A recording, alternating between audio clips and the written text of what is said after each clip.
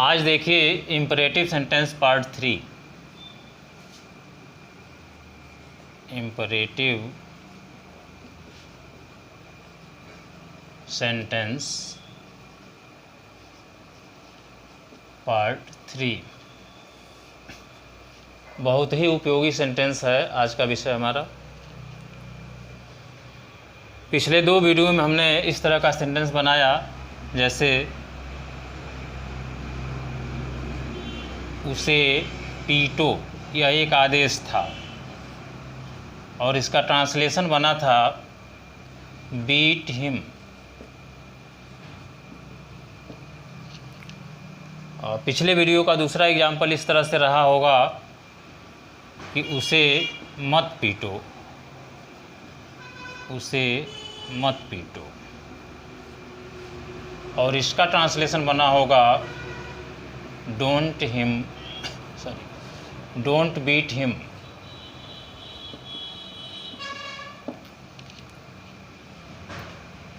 मुख्य रूप से ये 2 तरह का सेंटेंसेस था, फिर उसमें नेवर और प्लीज़ का प्रयोग किया गया था। अब इस सेंटेंस में थोड़ा सा परिवर्तन करते हैं, जैसा कि हम अपने व्यवहारिक जीवन में देखते हैं कि अगर हमको कहना हो कि उसे पिटवाओ,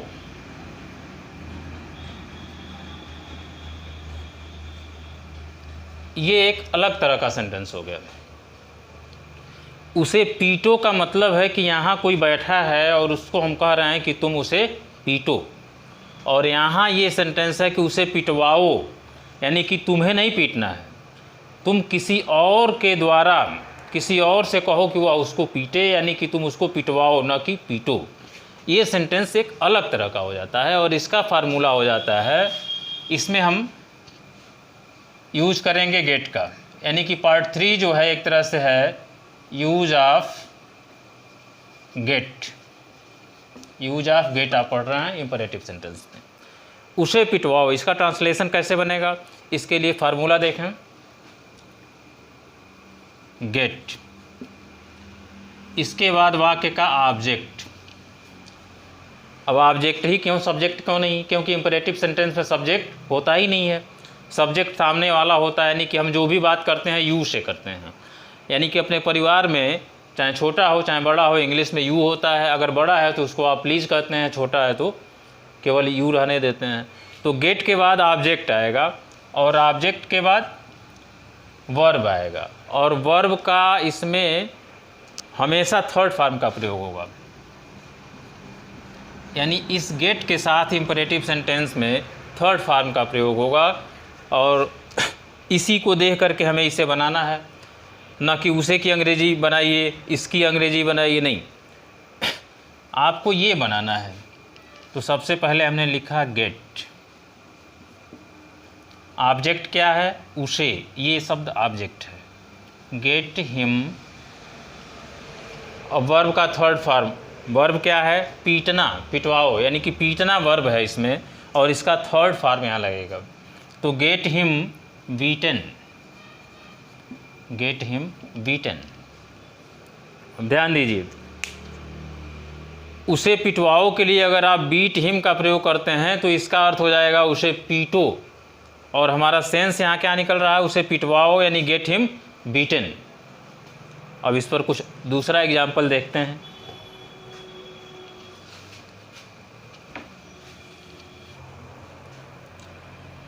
एक को हम बांट देते हैं simple imperative. Simple imperative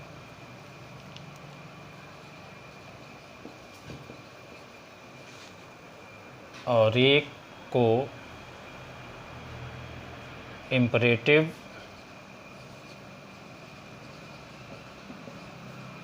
with gate. 2 भागों में इसका अध्ययन हम करते हैं। एक एग्जाम्पल देखिए, जैसे कपड़ा धोवो, कपड़ा धोवो,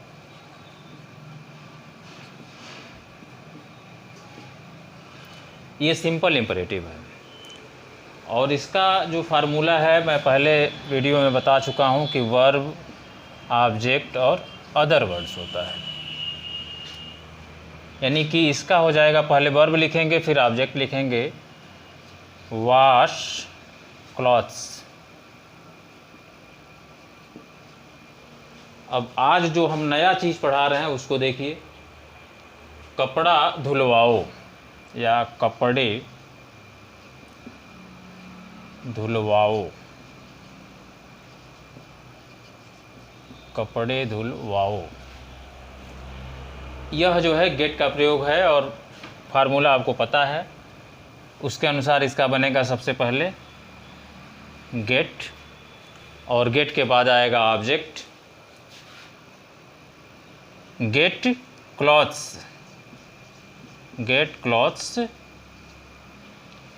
और जो अभी मैंने फार्मूला लिखा था उसमें वर्ब का इसमें जो है थर्ड फॉर्म ही लगेगा, तो get clothes washed, get clothes washed. कपड़ा धोवो, वॉश क्लॉथ्स, यानी सामने वाला ही उस काम को करेगा, और कपड़े धुलवाओ, इसमें सामने वाला काम नहीं करेगा, वो किसी और से करवाएगा। तो गेट क्लॉथ्स वॉश्ड। जैसे व्यवहारिक जीवन का एक सेंटेंस आपको हम दे रहे हैं,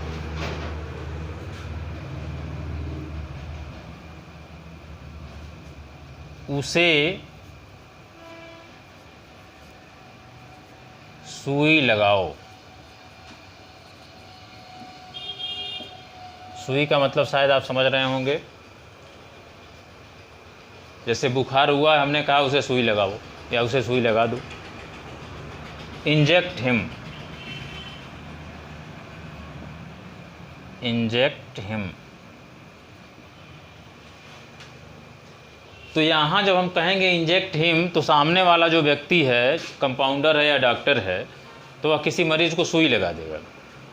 अब इसको थोड़ा सा बदलते हैं, जैसे हम किसी मरीज़ से ही बात कर रहे हैं, किसी मरीज़ को बुखार हुआ है और उसको हम कह रहे हैं कि सुई लगवा लो, यानी कि अगर टैबलेट और कैप्सूल से सही नहीं हो रहा है तो सुई लगवा लो। यानी कि सेंटेंस को हमने थोड़ा सा बदला, सुई लगवा लो।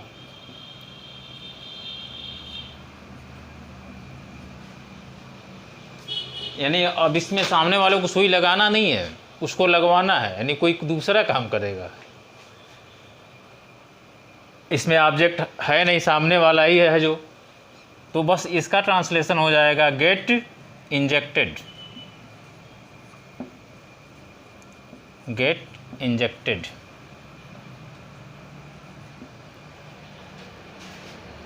अगर केवल इतना ही होता कि सुई लगाओ, अगर मान लीजिए कि उसे नहीं होता यहाँ पर सुई लगाओ, तो इसका ट्रांसलेशन सिर्फ इतना ही हो जाता इंजेक्ट।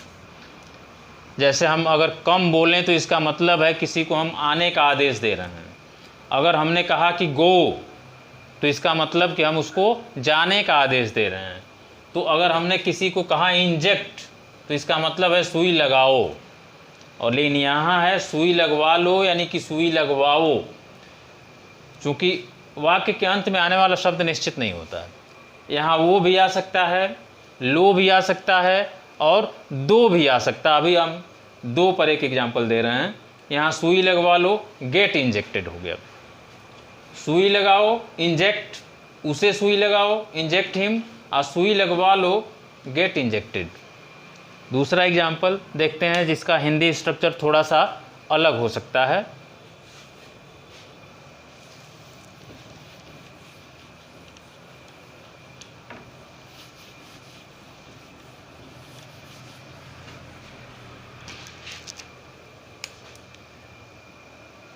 क्योंकि पहले वाले क्लास को जोड़ना ज़रूरी होता है, इसलिए पहला वाला एग्जाम्पल भी देना ज़रूरी है।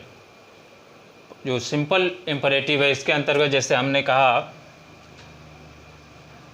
कि उसकी हत्या कर दो,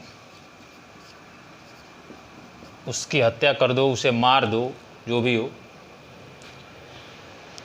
क्योंकि इसका जो नियम होता है वर्ब ऑब्जेक्ट अदर वर्ड्स होता है, तो वर्ब यानी कि किल, और उसकी ऑब्जेक्ट है ये किल हिम।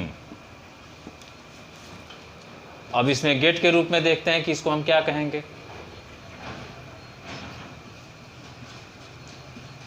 उसकी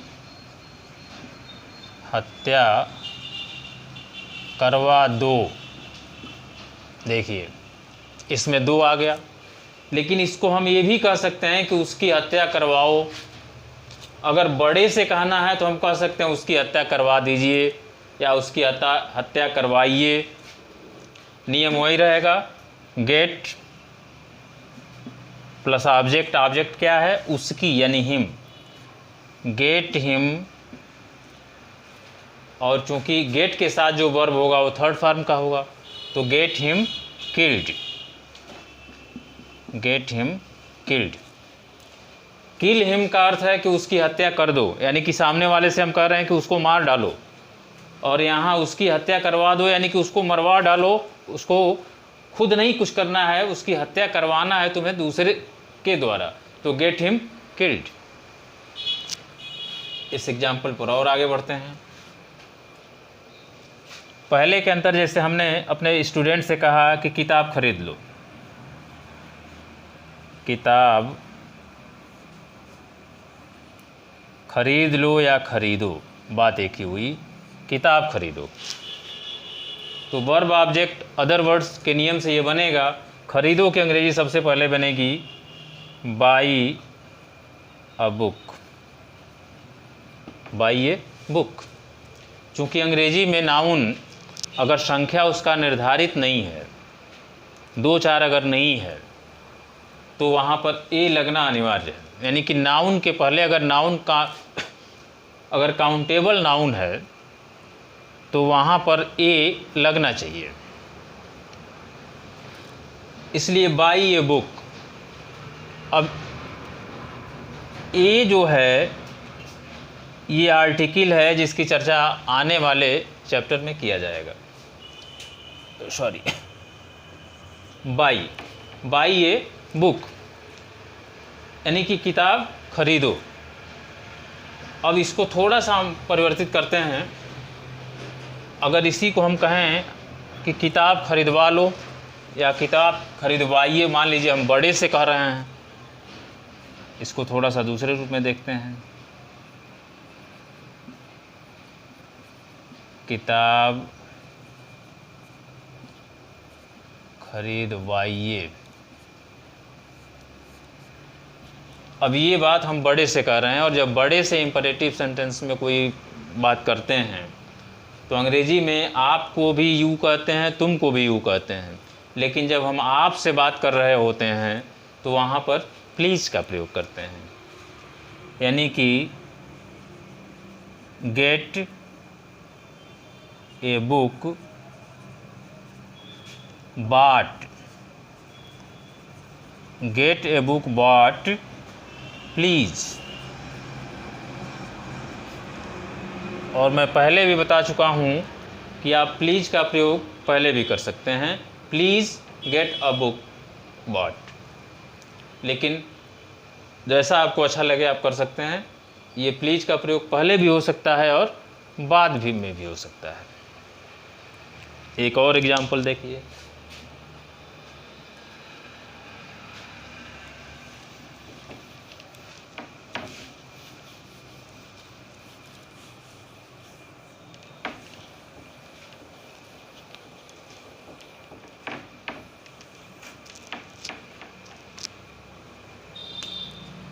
जैसे आप अपने घर के किसी मेंबर को कहना चाहते हैं कि बाल कटवा लो, और थोड़ा सा असावधानी अगर आप कर दिए और आपने कह दिया कट हेयर, कट हेयर, तो कहना तो आप ये चाह रहे हैं कि जाओ बाल कटवा लो, लेकिन आपने बोला है कट हेयर, तो कट हेयर का मतलब है बाल काटो। यानी आप नाई या हजाम को आदेश दे रहे हैं कि कट हेयर यानी बाल काटो, जबकि आप कहना चाहते हैं कि जाओ बाल कटवा लो। सिंपल इंपरेटिव और गेट विथ इंपरेटिव में यही डिफरेंस है कि अगर आपने कट हेयर कह दिया तो उसका अर्थ दूसरा हो गया। इसका अर्थ हो गया बाल काटो, बाल काटो। यानी कि यह सेंटेंस जो है आप सैलून में जा कर के बोल सकते हैं कि कट हेयर या कट माई हेयर कह सकते हैं, लेकिन आप अपने घर के किसी सदस्य से कह रहे हैं कि बाल कटवा लो आज, या रविवार को बाल कटवा लो। यानी कि बाल काटना नहीं है, बाल कौन काटेगा, बाल तो नाई काटेगा। यानी कि वो हिंदी ये है आप जो बोल रहे हैं।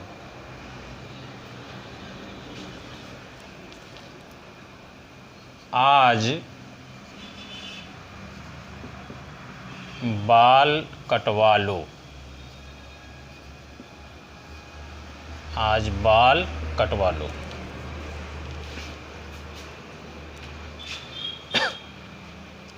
यहाँ पर एक चीज़ ध्यान देने की बात है कि आज शब्द से पहले वीडियो में मैंने बताया था कि ऑब्जेक्ट और अदर वर्ड्स में क्या अंतर होता है। ऑब्जेक्ट अलग चीज़ है और अदर वर्ड्स अलग चीज़ है। ऑब्जेक्ट क्रिया उसको तुरंत प्रभावित करती है और जो अदर वर्ड्स है वह प्रभावित नहीं होता है, और अदर वर्ड्स में साधन समय व स्थान आता है।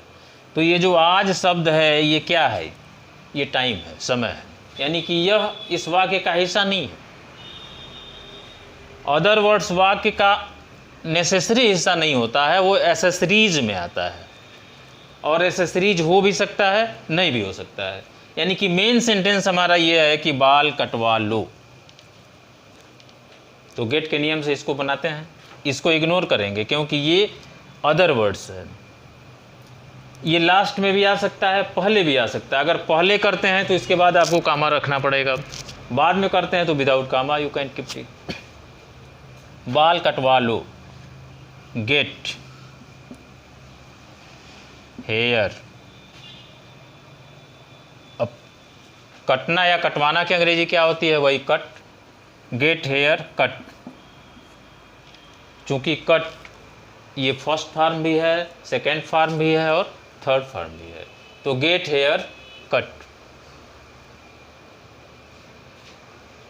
कट हेयर का अर्थ है बाल काटो, बाल कटवा लो, गेट हेयर कट। अब इसमें अदर वर्ड्स की अंग्रेजी आज को जोड़ना चाहते हैं तो गेट हेयर कट टुडे हो जाएगा, गेट हेयर कट टुडे। एक एग्जाम्पल और लास्ट में दे रहे हैं, उसके बाद वीडियो को समाप्त कर रहे हैं।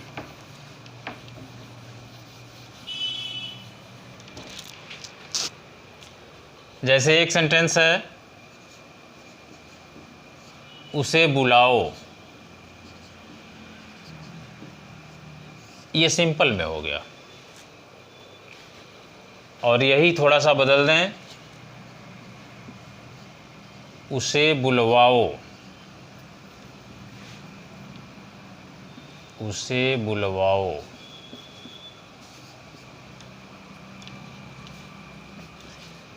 इसमें हमने सामने वाले को तुरंत आदेश दिया कि उसे बुलाओ, और इसमें हमने कह दिया है कि उसे बुलवाओ। इसको थोड़ा सा आगे बढ़ा देते हैं, एक अदर वर्ड जोड़ देते हैं, आज। और ध्यान दीजिएगा आज अदर वर्ड्स है, आज उसे बुलाओ। और यहाँ भी समझ लीजिए कि वही शब्द हम कर देते हैं,